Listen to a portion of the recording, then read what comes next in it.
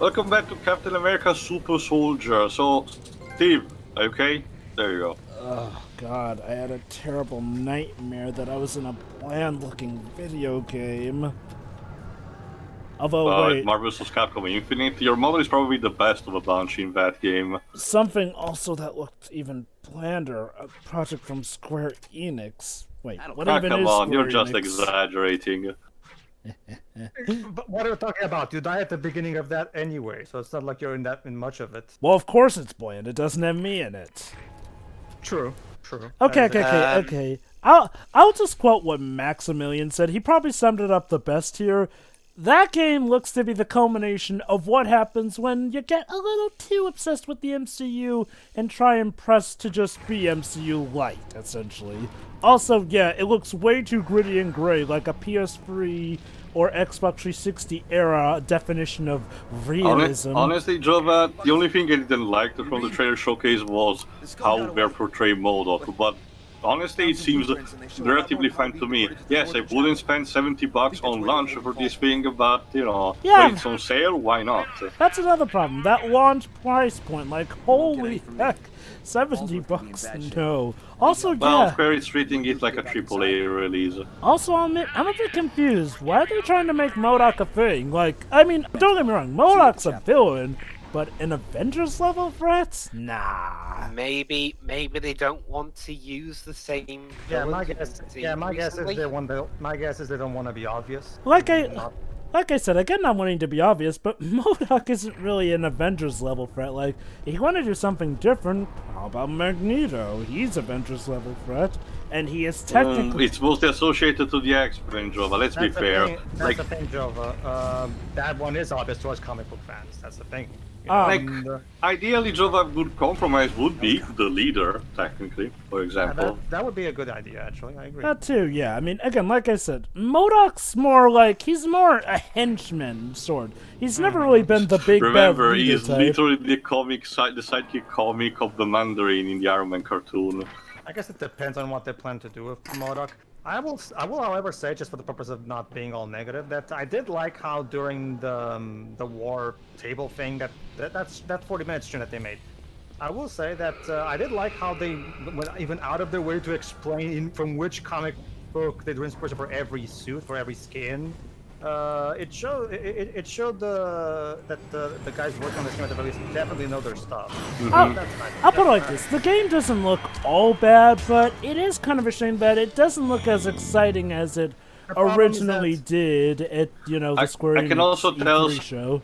something. I can also tell something exclusive for me.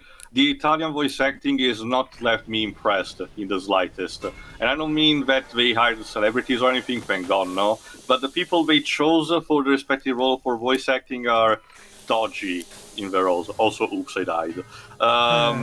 That's that Wow, happened. that's literally Ragdoll.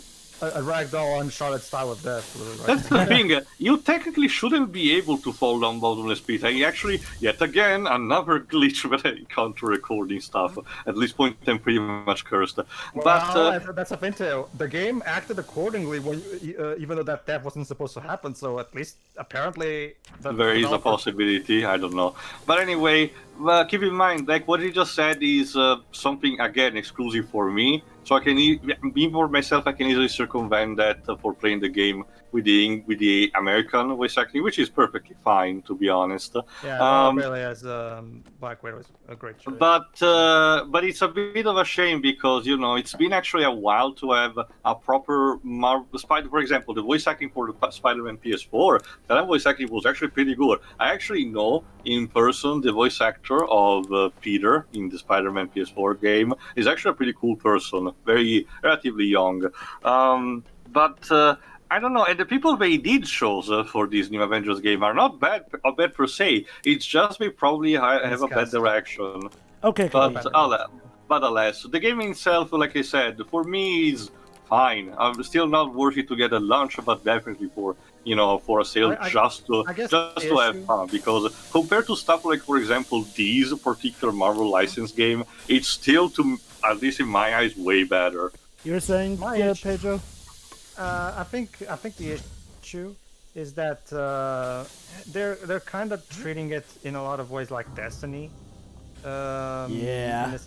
In the sense that there's a lot of focus on the GAS elements, like and I think although to be fair, I guess we'll have to wait and see when the full product doesn't need to come out because like they did still say that you can play through an entire storyline on the base game itself. So I guess we'll just have to wait and see how that goes. To sum up a lot of people's issues with the game, first off, the gameplay looks like basically a Traveler's Tales' Lego game, but without the Lego here, where essentially it's just, you have these characters, swap them in and out, beat, oh, maybe they'll have an extra special ability that you can use, and that's just it. Basically, for those who don't know, the typical standard of a Lego game is that the base gameplay is similar, but each character will have, a slightly different ability that allows them to do different things here. Granted, for a Lego game, that works out pretty great. It helps that you also have stuff like the Lego building and whatnot. In a non-Lego game, maybe not so great, especially since from what I've heard from most people, a lot of the heroes in the game either kind of play rather similarly, which is a bit of a shame, or in some cases don't control that well. I'm looking at you, Iron Man. Apparently, he's about of contention gameplay-wise. Another complaint some people have, it really is continuing the trend of Marvel pretty much just milking the MCU, where the roster pretty much screams MCU from the get-go here. That's not always a bad thing. The only major difference is Kamala Khan being the one who puts the team back together, supposedly. And about that, Tio, she's already confirmed to be joining the MCU, so yeah. Yeah, I know she has her own Disney Plus series coming up. Let me just put it like this. The MCU has been quite the double-edged sword. On the one hand, it's done a fantastic job giving Marvel relevancy. The problem is that every other division of Marvel has decided, hey, this works, that automatically means we should try doing it like that. That has included trying to inject elements in the comics flow of it to the point where they made a Civil War 2 based off of how they thought the movie was going to go. All right. First of all, let's see what how Iron Cross came to be. Sorry. Okay, then. Advances in armored ordnance have always been held back by the problem of mobility across difficult terrain. Inspired by the old world decor of this... Oh, he actually got inspired by Zemo's architecture. Approach, the modern knight in armor.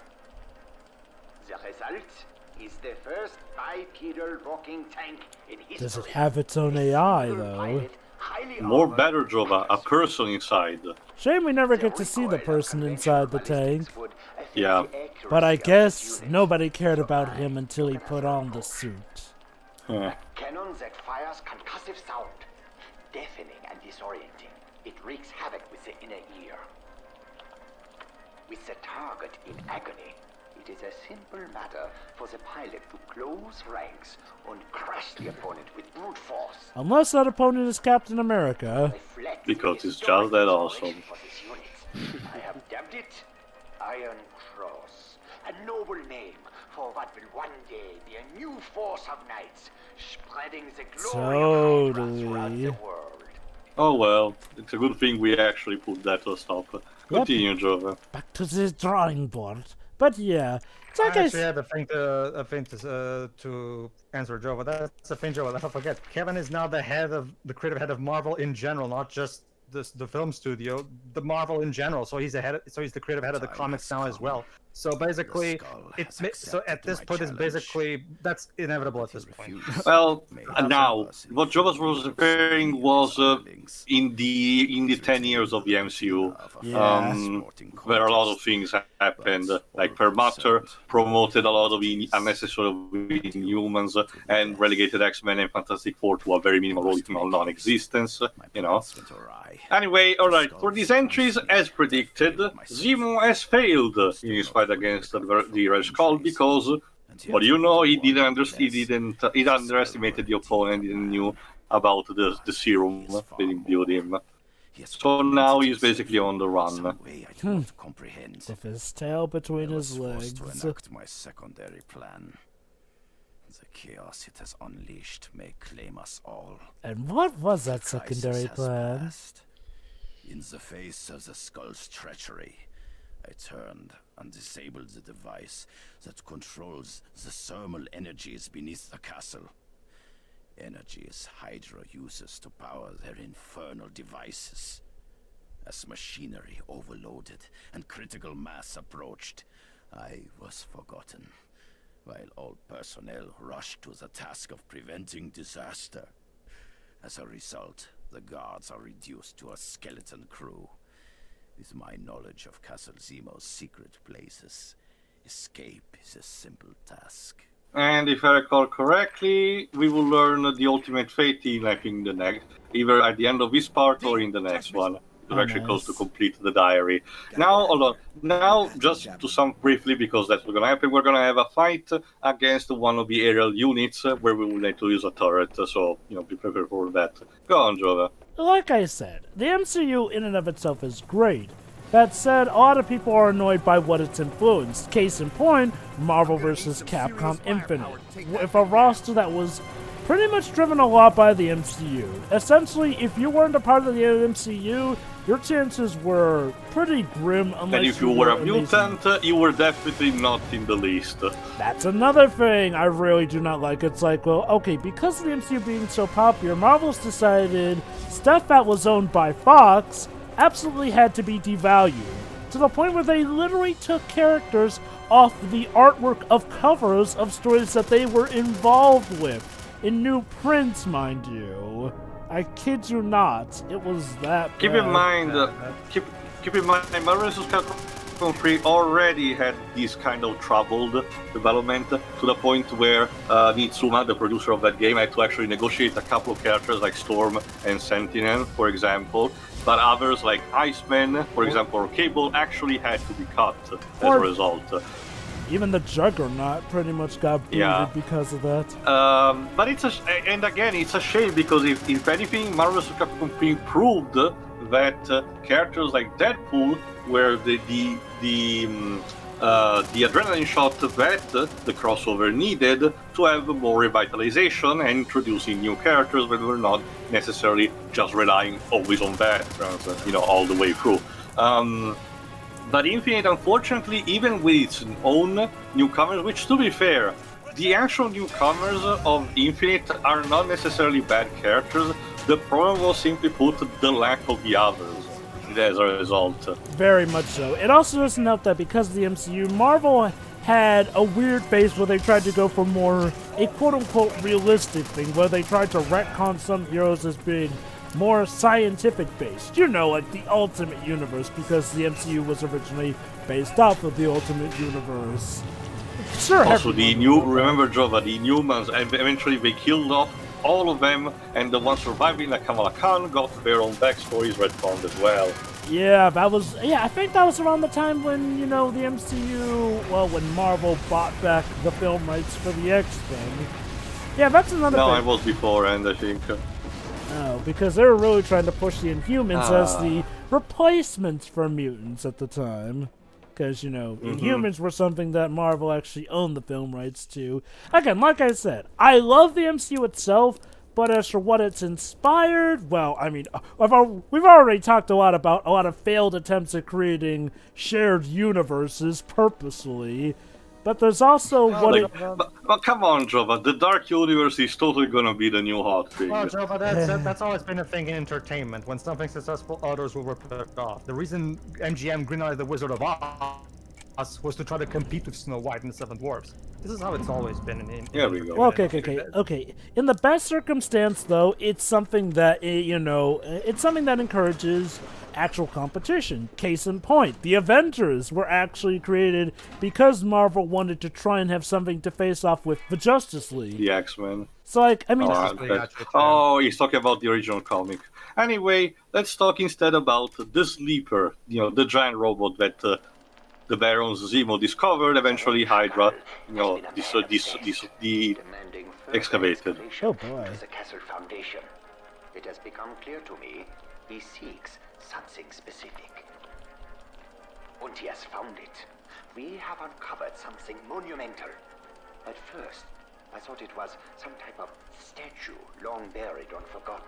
Imagine if it was a celestial, As Jova. more was revealed, I realized with mounting excitement was nothing Maybe so this is a mundane. reference to it. A gigantic No. I The mean, sleepers are granted- entirely different thing. But I think we do have some sort of celestial technology in them, cannot identify. but we're not entirely part of them. Again, given the MCU's tendency to kind of go for more, the scientific over supernatural until Doctor Strange entered the picture, maybe this was sort of their reference Under to my it. command, a creature such as this would dominate any conventional warfare, even alter the course of history. To this end, Yes, Joe, the it's like has neutral. authorized For use he who of controls it controls the world. under How his direct nice. supervision. I eagerly await his arrival, for the hour has come round at last. And then he will, but he who controls the world is in the most danger out of because everyone else wants to take over. Well, Dibs, it's kind of like what Doctor Doom said in one of his in his rap battle against Now Weapon. take my You know, leave. took the war The twice only and then my got family bored has after known it. For a dozen generations.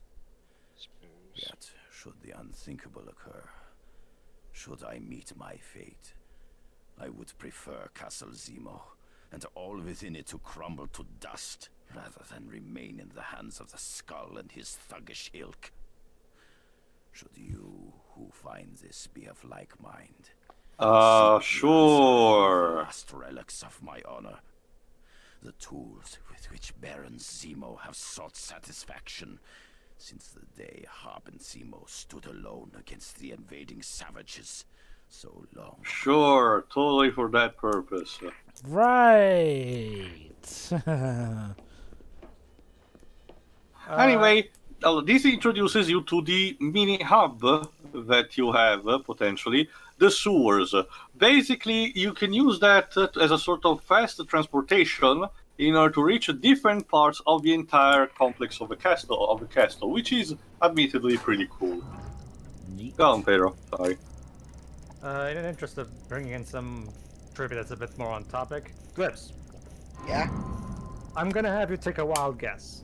Let's going back to the 1970s first Red Brown Captain America movie. Take a wild guess to how many action scenes are in there in that movie. Just take a wild guess. 2. You're close. None. One. None There's only- whatsoever. There's only one well, and even that action, there's only one Chiroi, and even that one action scene can barely be called one. Things were It's different. It's like Van Forstick then. That's the thing, Dibs. All you see, at least As I in turn Van my Forstick, back you on get to see all I someone hold dear, punch another person. I In take that solace movie, in this all thought. you here's the The action skull scene seeks to of Captain conquer America. by Captain awakening America, the Steve sleeper. Rogers. This is even before he put on the outfit, by the way. Destructive He mind throws can a bunch of turn pork against chops its at the wielder. bad guys, knocking them out. And Yeah. That's it. That's the action of this movie. Okay, it's official. The 90s Captain America film is better. Energy that must be channeled to its Well, yeah, I guess. I if- mean, if at you the can very argue- least- if you can make an argument for that, Should Joe. the But don't get me conduits wrong. I of just that hate energy that movie be more because of severed, what it does to Steve's I characterization. believe the sleeper and its Anyway, there you go. This is the last skull entry of Zemo's diary. need the fate After that this, so he's essentially run away and now he's a fugitive, consumed by the you know. selfsame power Well, they we'll so never hear from readily Zemo claim. again, I guess. Not this Zemo, at least, Jova. Remember, this is Heinrich, not Helmut. I call this chapter the irony. Yes. Get it? Because Iron. Honey. Very Yeah. funny. Well, mainly because as he said at the end, they were being consumed by the power they crave. Here's another one for you, Dwebs. Take a while, guys, to how long it takes before we see Captain America in full costume fighting crime. About an hour. 74 minutes. Damn. I'm not even kidding. Again, I was close. Okay, And for the record, this is not a 2-hour movie. It's a 100 minutes, I think, if I remember correctly. So, like, 100 3/4 into it. yes. remind me. And okay. This would work better if it was something like what Batman Begins did, where it told a full backstory, which is much more longer and there's a lot more to it. than how Batman becomes Batman. But Steve's backstory is way less complicated, so there's no need to take this long. And honestly, I don't think it even took us that long to see Bruce in the Batman suit in Batman Begins. Still, It's one of those cases where, again, you have to properly. Okay. Once the site was acquired from its Acquired. we began the long work of excavation and construction to bring its crumbling mass into the 20th century. We have left the bulk of the upper levels intact, relying on the original architecture to disguise our work from Allied observation planes. Beneath the surface lies the true power and purpose of the complex. We have excavated the castle's foundations. I'm sure Zemo really appreciated that. Oh, yeah, absolutely. A new cell block, laboratories, transport routes, and a self-sufficient power plant. Yeah, self-sufficient as long as no one throws his shield at it. Just saying. Resources, it is but a matter of Next time Zola builds something shield-proof. It's like Eggman. Even he has to learn to build, quill-proof robots sometimes. Yep. Go on, Pedro. No, that's just the thing. Sorry. That's just the thing. Dude. Well, actually, no, I was trying to say, but whatever. Actually, yeah, you were talking your dibs. Anyway, remind me, doesn't the 70s film have a sequel as well? Yes, Yeah. Well, okay. Let me put it like this. I abandoned my No. This just talks about some minor drones we you see like only once. I will refer to them as we actually get to them. Keep going. Okay, okay. Let me put it like this, Jova. If you just want to be what's the worst made movie? I guess technically you can say yes. The Red Brown movies are technically worst made movies. It's just that the 90s one pisses me off more because it screws up Steve's characterization even worse. So with the Red Brown films, were there just 2 or were there 3? The Red Cool. Brown movie was a duology. And keep in mind, if I recall correctly, they were made for TV, while the 90s one was built for a theatrical release. So dare I ask, was the sequel better? No, it was just as bad. Well, both movies were produced back to back, Joe, so it's not like there was, they were both part of the same team and vision. I guess. I in the forgot, Pedro. sequel, Which of the maybe- two of the Red Brown movies has that meme that they used up for a while, a couple of YouTubers that kept saying, but why Brackett is no Mad Dog villain? He's up to something. The second one. Okay. Barker is the Christopher Lee character. I guess. Okay. I guess in the sequel, Red Brown gets more time in the Captain America outfit. That's the at thing, least? Joe. Well, yeah, he does, Joe, but the problem is the special effects suck ass. And and by the way, basically, Dwebs, Captain America's shield is basically basically looks like a children's beach toy. Come again? I'm guessing they didn't have a big budget. No, Dwebs, these movies have the budget of a banana. That's the problem. Well, Pedro, Anyway- it sounds like you're definitely sorry. looking forward to commentating on them. Anyway, in the next part, since I will collect most of the stuff off screen, the remaining trinkets, we finish technically the main game. So tune in for the epic conclusion. See you then. Yeah. See ya. So yeah.